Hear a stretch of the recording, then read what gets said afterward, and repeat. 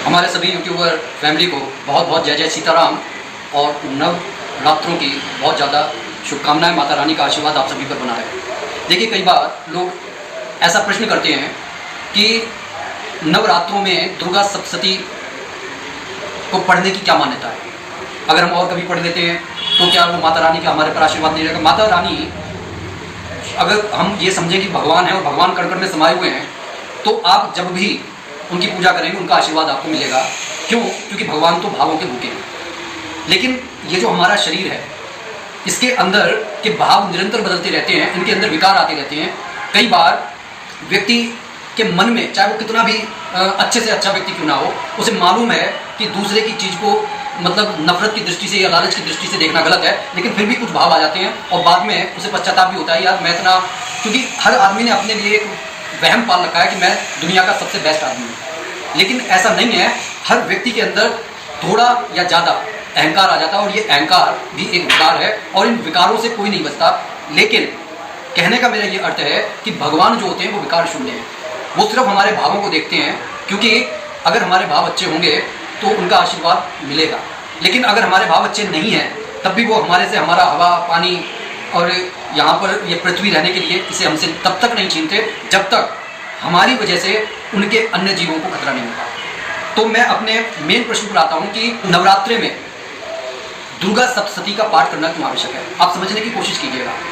जैसे कि स्कूल में जब बच्चा एक कक्षा में पढ़ता है तो टीचर्स उसकी प्रिपरेशन करवाने के लिए यूनिट टेस्ट लेते हैं और वह लगातार हर महीने वो टेस्ट देता है।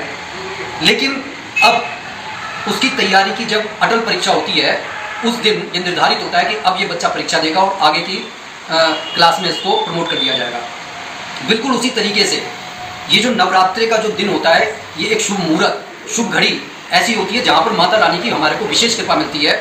जब हम पूरे साल भर चैत्र नवरात्रि और जो कुमार के नवरात्रों का जो हम इंतजार करते हैं, क्योंकि ये अपने जीवन में ट्रांसफॉर्मेशन के लिए आते हैं। अगर आप देखेंगे, होली या दिवाली को हम उत्सव की तरह मनाते हैं, वहाँ पर हम अपने ट्रांसफॉर्मेशन का जिक्र नहीं करते। हालांकि हमारे सारे त्यौहार इसी बात से जुड़े हुए हैं कि अन्याय पर न्याय की जीत होती है, बुराई पर अच्छाई की जीत होती है। तो हमारे हर त्यौहार का जो मेन शिक्षा है वो यही है। तो उसी तरीके से जब हम माता रानी के जो दुर्गा सप्तशती का पाठ पढ़ते हैं तो उस दौरान हमारे अंदर एक नवीन ऊर्जा प्रकट होती है। हमने ये देखा होगा कि हम चाहे पूरे साल कितनी भी भगवान जी की पूजा कर लें, आप उनको ये मान लीजिए कि कोई भी व्यक्ति जब पूरी तरीके से धीरे धीरे से प्रिपरेशन करता है तो उसके सफल होने की जो परसेंटेज है वो बढ़ जाती है। लेकिन आप ये सोचें कि आज से नवरात्रि शुरू हैं और आज से ही अब आपने कि मैं अब बुराइयाँ, मैं किसी को बुरी दृष्टि से नहीं देखूंगा, बुरे काम नहीं करूंगा, लालच नहीं करूंगा, चुगलखोरी नहीं करूंगा, तो देखिए आपको 9 दिन तो अपने मन को संभालने में लग जाएंगे। जब आप धीरे धीरे से पूरे साल भर मेहनत करते हैं, क्योंकि मेहनत एक दिन नहीं करी जाती, जब आप धीरे धीरे से मेहनत करते हैं तो उसके परिणाम आपको नवरात्रों में गहन होकर मिलेंगे। तो कहने का ये अर्थ है कि जब आप नवरात्रों के दिनों में दुर्गा सप्तशती का पाठ करते हैं तब आपको विशेष कृपा माता रानी की प्राप्त होती है, क्योंकि आप मन वचन और कर्म से पूर्णतः माता रानी को स्वयं को समर्पित कर देते हैं। तो इस बात को समझने की कोशिश कीजिए कि ये जो नवरात्रि आते हैं आप ऐसा वैसा मत समझिए। ये आते हैं हमारे मन और मस्तिष्क की सफाई करने के लिए, और जब तक हमारे मन मस्तिष्क के भाव अच्छे नहीं होंगे तो जो एक वो परम तत्व है उसका आशीर्वाद मिलना मुश्किल हो जाता है। फिर भी मैं आपसे कहूँगा कि देखिए, नवरात्रों में भगवान की विशेष कृपा पाने के लिए, अपने जीवन में से दुख को समाप्त करने के लिए विशेष रूप से माता रानी के साथ में हनुमान बाबा की सेवा कीजिए, उनसे प्रार्थना कीजिए। और हनुमान बाबा जिनके बिना राम जी का काम नहीं चला, जिनके बिना माता रानी का काम नहीं चला, उनके बिना हमारा काम भी नहीं चलेगा, क्योंकि वह जागृत देवता हैं और वो इतने भोले हैं कि भगवान राम का नाम लेते के साथ ही वो हमारे पर कृपा बरसानी शुरू कर देते हैं।